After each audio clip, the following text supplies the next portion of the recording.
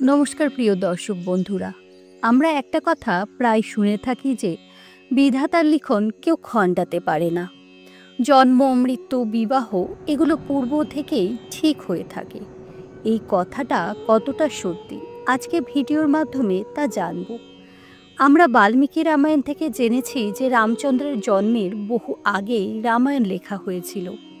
আবার কংসকে ভবিষ্যৎবাণী করা হয়েছিল যে দেবকীর গর্ভের অষ্টম সন্তান হবে তার মৃত্যুর কারণ, আর তাই ঘটেছিল। দেবকীর অষ্টম সন্তান শ্রীকৃষ্ণ কংসকে বধ করেন।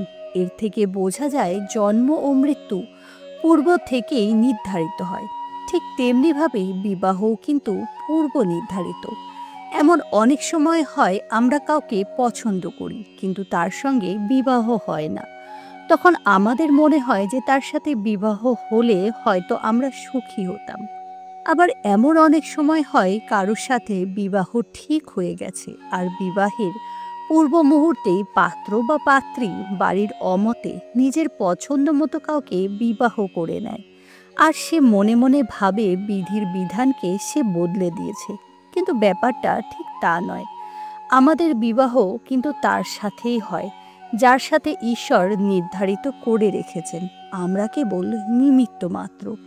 পূর্ব নির্ধারিত কার্য আমাদের দ্বারা পরিণতি লাভ করে। আজকে একটি প্রচলিত কাহিনীর মাধ্যমে সেই বিষয়টি জানব। একবার ভগবান শ্রীহরি পক্ষীরাজ গরুড়ের সঙ্গে পৃথিবী পরিদর্শনে বেরিয়েছেন। এমন সময় তারা দেখতে পেলেন এক গৃহে দুই দম্পতি নিজেদের মধ্যে প্রচণ্ড ঝগড়া করছে। এরপর আরও একদিন ওই স্থান দিয়ে যাওয়ার সময় তারা একই ঘটনা প্রত্যক্ষ করলেন। এই দেখে পক্ষীরাজ গরুড় ভগবান শ্রীহরিকে জিজ্ঞাসা করলেন, হে প্রভু, এদের মধ্যে এত কলহ হয়, তবে কেন এরা দুজন বিবাহ বন্ধনে আবদ্ধ হয়েছেন? একে কি কোনোভাবে বদলানো যেত না? বদলানো গেলে তো এরা সুখী হতে পারত। তখন শ্রীহরি বললেন, না, বিবাহ বন্ধন পূর্ব নির্ধারিত, তাকে কোনোভাবে বদলানো সম্ভব নয়।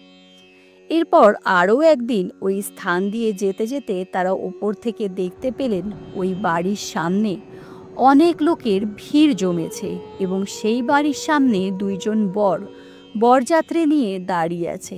ভালো করে দেখার পর গরুড় বুঝতে পারলেন তারা দুজনেই ওই বাড়ির কন্যাকে বিবাহ করার জন্য এসেছে। এই অদ্ভুত দৃশ্য দেখে গরুড় ভগবান শ্রীহরিকে বললেন, হে প্রভু, এ কী দৃশ্য দেখছি আমি? একজন কন্যাকে বিবাহ করার জন্য দুইজন উপস্থিত হয়েছে। প্রভু, আমার মনে এখন প্রশ্ন জাগছে, তাহলে ওই কন্যার সাথে বিবাহ কোন পাত্রের হবে? ভগবান শ্রীবিষ্ণু একটু হেসে বললেন, এই দুইজন বর তাদের বরযাত্রী নিয়ে এসেছে ঠিকই, কিন্তু এই দুইজন পাত্রের মধ্যে একজনের সাথেই তার বিবাহ হবে। আসলে এই দুইজন পাত্রের মধ্যে একজনকে কন্যার মা নিজে ঠিক করেছেন, আরেকজনকে কন্যার বাবা নিজে কথা দিয়েছেন তার কন্যার সাথে তার বিবাহ দেওয়ার জন্য। একজন পাত্রকে তার মায়ের খুব পছন্দ এবং বিয়ের জন্য সব আয়োজনও করে ফেলেছে, কিন্তু অন্য পাত্রকে তার বাবা আগে থেকে কথা দিয়ে রেখেছে। তাই দুইজন পাত্রই বরযাত্রী নিয়ে এখানে হাজির হয়েছে আর দুজনেই ওই কন্যাকে বিয়ে করতে চায়। গরুড় বললেন, প্রভু, তাহলে এদের দুজনের মধ্যে কোন পাত্রের সঙ্গে ওই কন্যার বিবাহ সম্পন্ন হবে? শ্রীহরি বললেন, শোনো গরুড়, আসলে যেই পাত্রকে মেয়ের মা আমন্ত্রণ জানিয়েছেন তার সঙ্গে ওই কন্যার বিবাহ হবে। এই কথা শুনে গরুড়ের মনে খুব কষ্ট হলো।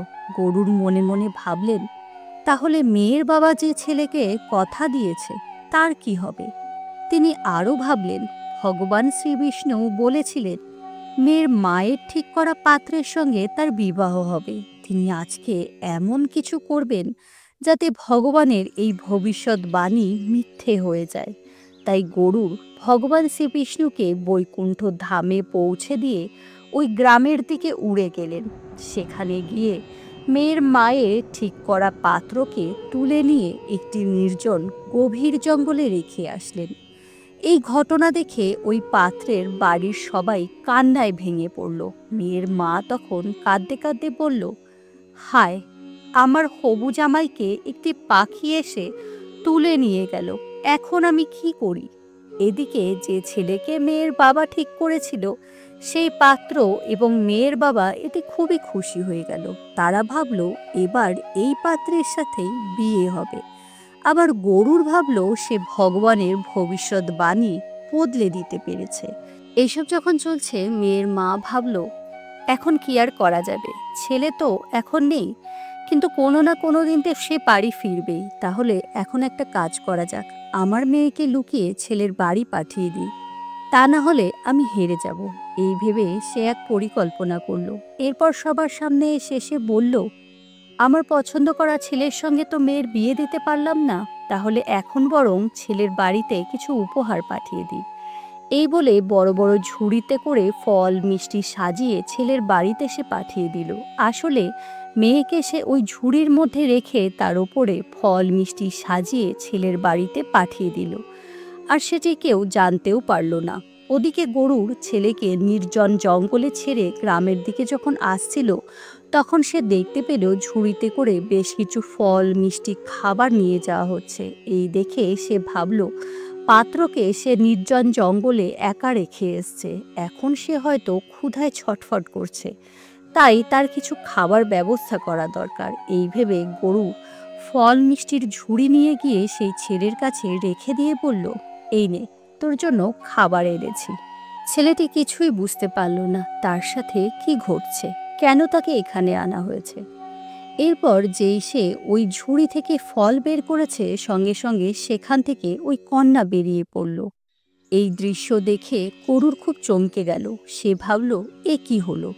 এই ছেলের সঙ্গে বিবাহ যাতে না হয় সেই জন্যই তো আমি এই ছেলেকে এত দূরে নিয়ে আসলাম, আর এখন এই কন্যা এখানে কি করে চলে আসলো? গরুর বুঝে গেলেন যে বিধির বিধান মেনে নিতেই হয়। গরুর ভাবলেন স্বয়ং ভগবান বলেছিলেন যে মায়ের ঠিক করা ছেলের সঙ্গেই ওই কন্যার বিবাহ হবে, আর আমি শত চেষ্টা করেও তা খণ্ডাতে পারলাম না। আসলে বিধাতার লেখন খণ্ডানো যায় না। এরপর গরুর ভাবলেন এদের বিবাহ তার হাতেই হওয়া উচিত, তাই সে নিজের থেকে তাদের দুজনের বিবাহ দিয়ে দিলেন এবং সেই নব দম্পতিকে তাদের বাড়িতে নিয়ে আসলেন। তাদের ফিরে আসতে দেখে বাড়ির সকলে খুব খুশি হয়ে গেলেন। বন্ধুরা, জন্ম মৃত্যু বিবাহ বিধাতার এই তিন লিখন কখনো বদলানো যায় না। এই তিনটি বিষয় ঠিক হয় আগের জন্মের কৃতকর্মের দ্বারা। যখন যা হওয়ার তা হবেই। আমরা মানুষরা শত চেষ্টা করেও বিধাতার লেখন খণ্ডাতে পারবো না, যেটা হওয়ার সেটা তো হবেই। তো আজকের ভিডিও এই পর্যন্ত। সকলে ভালো থাকবেন। নমস্কার।